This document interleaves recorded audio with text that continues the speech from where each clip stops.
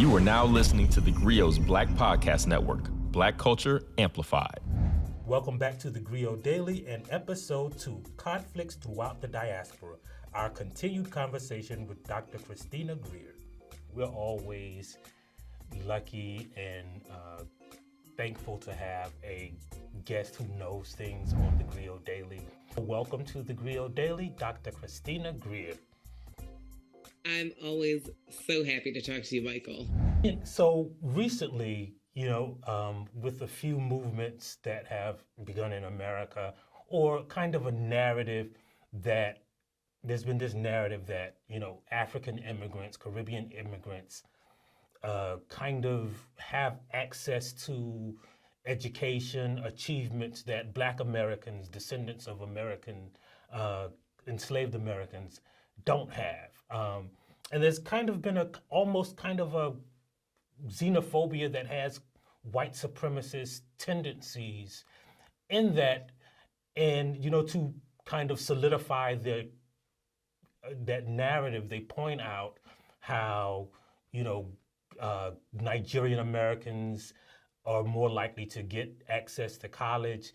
And even when you explain that, we see that because in every country, first of all, very seldom is it mentioned that Africans are the most educated group of immigrants in this country.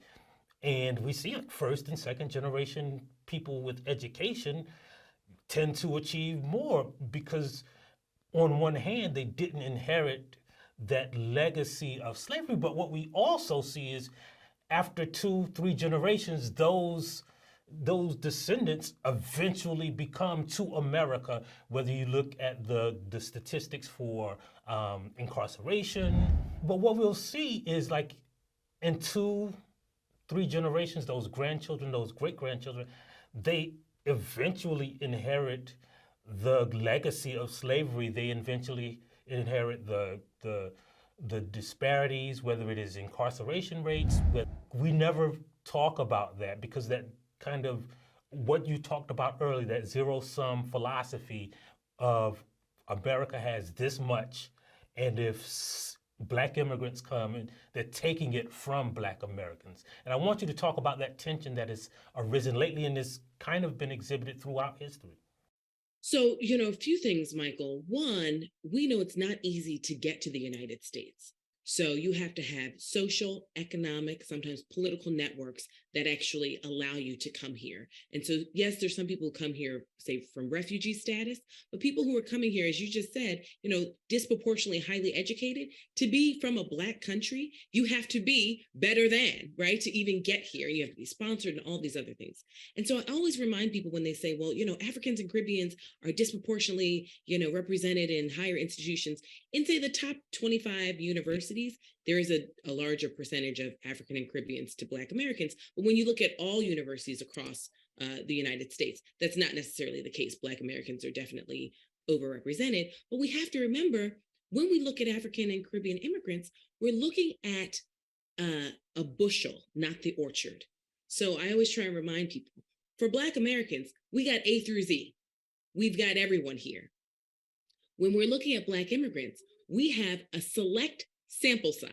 So if you have a derelict cousin in Ghana, Nigeria, Jamaica, Haiti, whatever, they're not here. They're not getting here. They're not being sponsored. They don't have the networks to be here. So those countries have plenty of folks that are, shady characters, but they're not necessarily represented fully the way we have a full spectrum of Black American identities, occupations, personalities, you name it. Whereas with Caribbeans and Africans, it's a smaller sample size. And it's a motivated sample size that, not everyone's perfect once they get here. Not everyone's perfect who comes here. But we're not really comparing the same groups, if that makes sense, right? We're literally looking at the entirety of one group and just a sample size of another.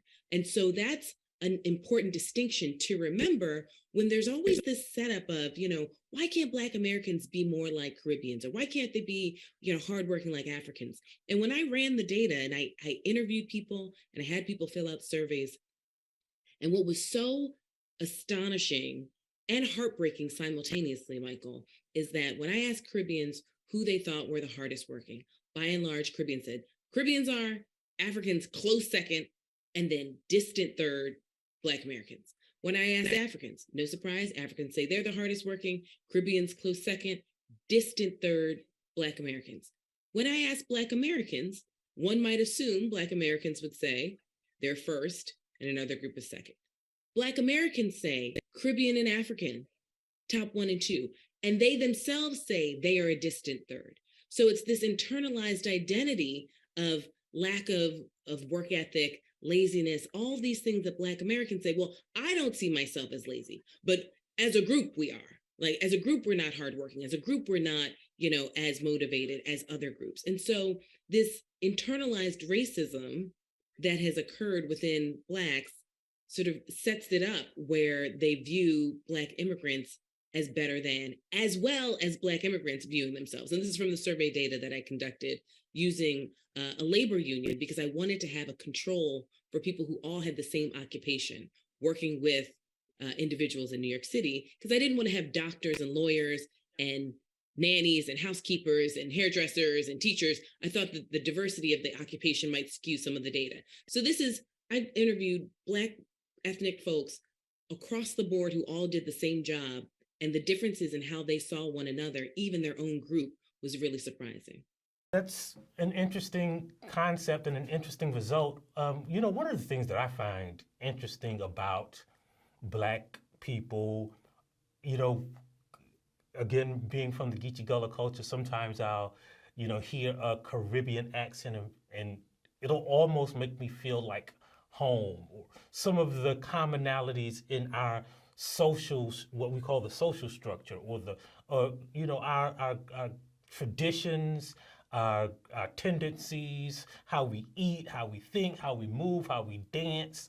What is amazing is that, across continents, across countries, across seas, we share this common, familiarity with each other, how we talk, how we form our language, how we move. And it's hard. How do we explain that, right? Because we on one hand, we don't want to say, well, that's in our DNA. But, when you look at the variety in the cultures, how do you explain those remarkable familiar similarities? Michael, I wish I could explain that, because even certain sayings, not just food and dishes, but like how we relate to our elders is so similar.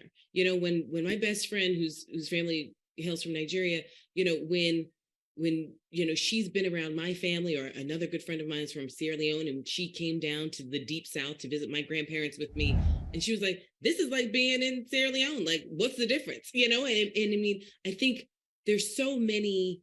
What I choose to focus on in the book and in my writing and my work is that we have much more in common with one another than we do as far as divisions. And I think that there's some Black American groups that are really invested in exploiting the divisions and creating this hyper sense of, these Black immigrants don't belong. They absolutely do. First of all, we are, nation of immigrants, voluntary and involuntary. And so how can we get more collectively is a better question than why is it that these new Blacks are taking stuff from the old Blacks. That's not a productive conversation. We're all here now. So like, what do we need to figure out to get more as far as a substantive policy conversation as a collective? Because we know that we can get more if we all band together and we come up with sort of a list of priorities.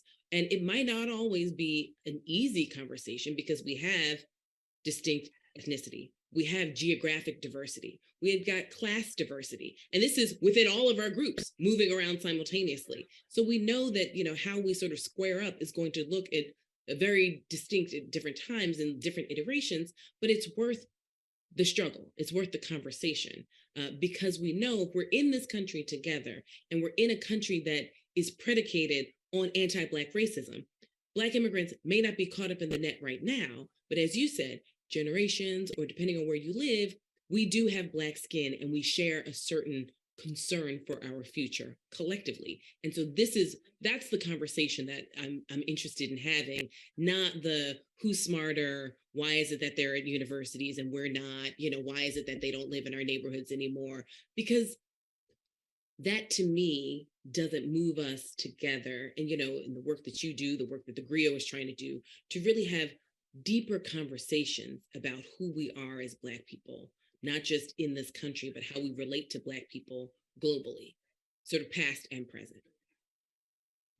Right. And the thing that we have to point out, and I always think that it is important to point out, it's even when you look at those self-selected groups of immigrants, from the most excellent immigrants still don't have access to the same stuff that the most mediocre white people do, right? So when we talk about the level of achievement, it's still not, even compared with their education and experience and their qualifications, it's still not equal to what the regular white people get in America. I was saying in the book, I have this concept that I call elevated minority, where Black immigrants might be seen by, especially white, because this conversation is happening in the shadow of white supremacy, but they may be seen by certain people as above Black Americans who are perceived as last place. But that doesn't put them in a model minority place with Asian Americans. That doesn't put them with, regular mediocre white people. So it's like, yeah, you might be second to last place in the minds of a lot of people, but that doesn't sort of move you out of a stratosphere. And to remember that when we think about not just residential segregation, but our interactions with the carceral state or the police state or the welfare state, we can go down the line, and it's like Black immigrants actually have a life circumstance that looks a lot more like Black Americans. So it would behoove all of us to work together and recognize that, as opposed to thinking like, oh, well, we're elevated and we're special. It's like, not at the end of the day. So the book is Black Ethnics, Race, Immigration, and the Pursuit of the American Dream. So let me ask before they run us out of here, because I could talk to you about this all day. What, in your research and in your opinion, is the American dream? For a lot of my respondents, it was equity, and equity in being able to feel like you are an American without a prefix. Well, that's a great answer. My standard response is always to be free. Something that we take for granted unless you are a Black person in America. But I'd like to thank Dr. Greer for spending a few minutes today with us on TheGrio Daily. I could talk to her about this for hours. And make sure you go check out the book, Black Ethnics, Race, Immigration, and the Pursuit of the American Dream. And as always, we leave you with a Black saying. But today, of course, since we have a guest in the house, we have to allow them to bless us with their favorite Black saying. So Dr. Christina Greer, tell us, what is one of your favorite Black sayings? Well, I'm going to keep with your freedom theme and quote Billie Holiday, if you can't be free, be a mystery. That's a great one. And thank you for joining us on TheGrio Daily. Thanks, Michael. If you liked what you heard, please give us a 5-star review, download the TheGrio app, subscribe to the show, and share it with everyone you know. Please email all questions, suggestions, and compliments to podcasts@thegrio.com. You are now listening to TheGrio's Black Podcast